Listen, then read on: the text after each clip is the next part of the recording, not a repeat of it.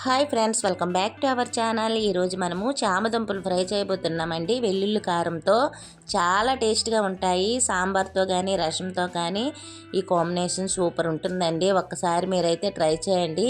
అలాగే చామదుంపలు ఆరోగ్యానికి చాలా చాలా మంచిదండి.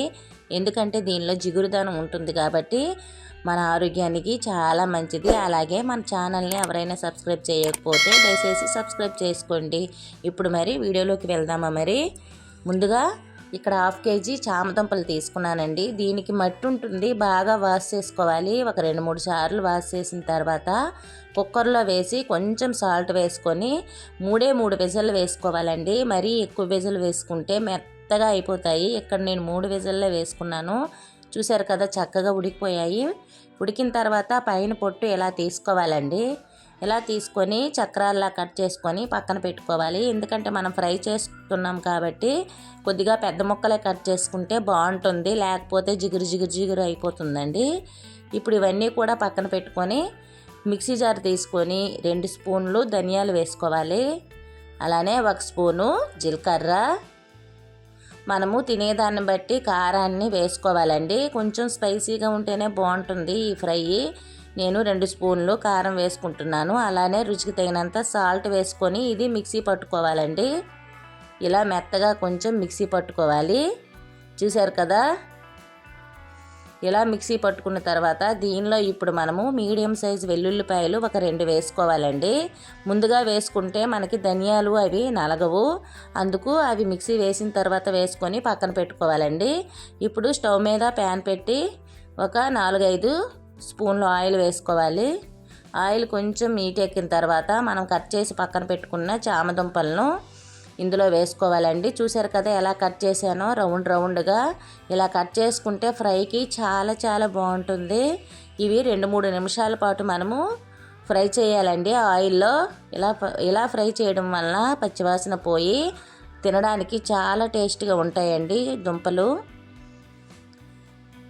మీరు కూడా ఒకసారి ఇలా ట్రై చేయండి. ఎప్పుడు కూడా మనం పులుసులు చేస్తూ ఉంటాం కదా, ఇలా కొత్తగా వెల్లుల్లిపాయ కారంతో ఒక్కసారి ఫ్రై చేయండి. కొంచెం కలర్ వచ్చే వరకు వేపిన తర్వాత పక్కన పెట్టుకోవాలి. చూసారు కదా, ఇక్కడ నాకు 3-4 నిమిషాలు అయితే పట్టిందండి వేపుకున్నటానికి. ఇప్పుడు మనం పక్కన తీసుకుందాం. ఇవన్నీ కూడా ఒక ప్లేట్లోకి తీసుకోవాలి. చిన్నపిల్లలు బాగా ఇష్టపడతారండి ఈ ఫ్రై తినటానికి. ఇప్పుడు అదే ప్యాన్లో ఒక 2 స్పూన్లు ఆయిల్ వేసుకోవాలి. ఆయిల్ వేసుకొని మనం ఇప్పుడు 1/2 టీ స్పూన్ జీలకర్ర ఇందులో వేసుకోవాలండి. అలానే 1/2 టీ స్పూన్ ఆవాలు, కొంచెం మినపప్పు వేసుకోవాలి. ఇది అంతా కొంచెం చిటపటలాడనివ్వాలండి తాలింపు, ఎందుకంటే ఫ్రై కాబట్టి కొంచెం తాలింపు వేగితే బాగుంటుంది. అలానే 2 ఎండుమిరపకాయలు కూడా వేసుకొని 1 నిమిషం పాటు బాగా వేగనివ్వాలి తాలింపుని. ఇలా వేగిన తర్వాత మీడియం సైజు ఉల్లిపాయ 1 సన్నగా తరిగి వేసుకోవాలండి.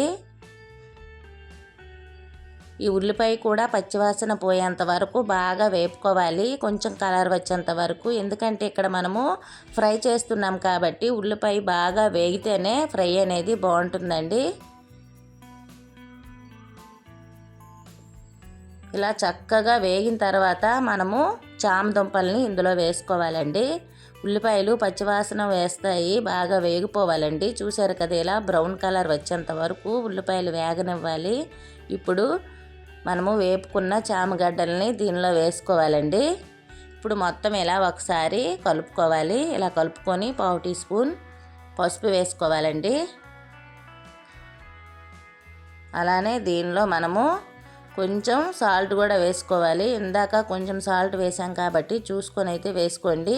గరం మసాలా పౌడర్ ఒక 1/2 టీ స్పూన్ వేసుకోవాలి.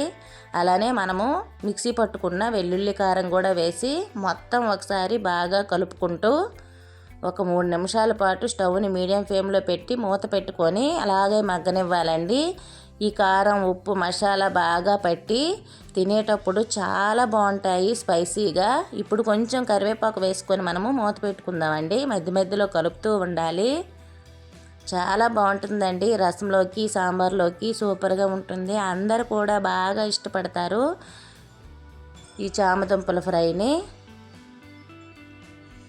మీరు కూడా తప్పనిసరిగా ట్రై చేయండి. చాలా చాలా బాగుంటుంది. మీరు కూడా ఒకసారి ట్రై చేయండి. అలాగే మన ఛానల్ని మీ ఫ్రెండ్స్కి రిలేటివ్స్కి షేర్ చేయండి. ప్లీజ్ నా ఛానల్ని సపోర్ట్ చేయండి. చూసారు కదా, చక్కగా అయితే ఫ్రై రెడీ అయిపోయిందండి. ఇప్పుడు బౌల్లోకి తీసి సర్వ్ చేసుకోవడమే. చిన్నపిల్లలు అయితే చాలా ఇష్టపడతారు ఈ ఫ్రైకి. ఎంత బాగుంటుందంటే ఒక్కసారి అయితే తప్పనిసరిగా ట్రై చేయండి. ఇప్పుడు మనం దీన్ని బౌల్లో తీసి సర్వ్ చేసుకుందామండి.